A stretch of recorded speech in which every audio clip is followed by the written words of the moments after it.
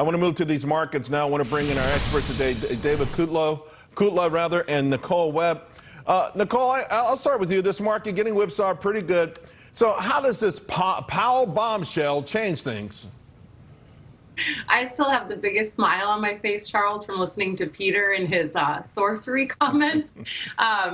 We aren't all that surprised by the admission, Charles.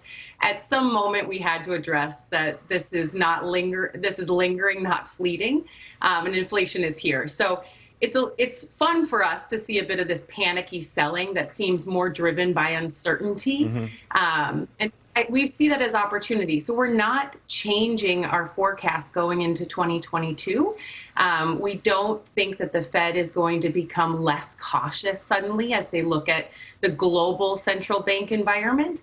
And so we're still quite bullish on financials, selective energies. We like pricing for insurance companies. Okay. All right. And I want to write those down because those are two areas that are under particular pressure. I think you might like those as well, David. But, again, just the notion, ironically, the scuttlebutt was that Powell would probably have to start tapering sooner rather than later. So he finally admits as much and the market tumbles.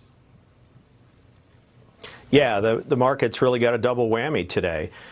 We had the Federal Reserve with Jay Powell talking about, and the markets thought that he was going to come in and talk about slowing the rate of tapering. He's going to increase the rate of tapering.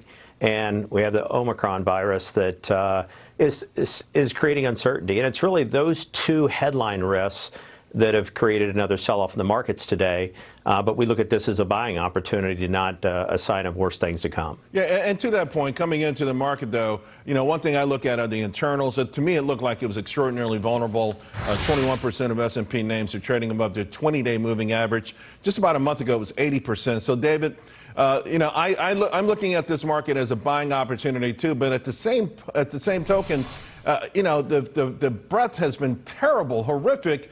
So are there changes that you're making? Like if you're bullish now and you were bullish a month ago, is there something distinctly different, though, about the way the market is now? No, we're still biased towards growth stocks, and we like the mega cap tech. They've actually become defensive names in periods like this. We look at Apple, whether you want to call it a tech or a retailer, that has held up well. Friday is positive today. We've been here before on this narrow leadership. Just a year and a half ago, we were referring to the S&P 500 and the S&P 5. There were 5 stocks. You know which ones they are: Apple, Google, Amazon, Microsoft.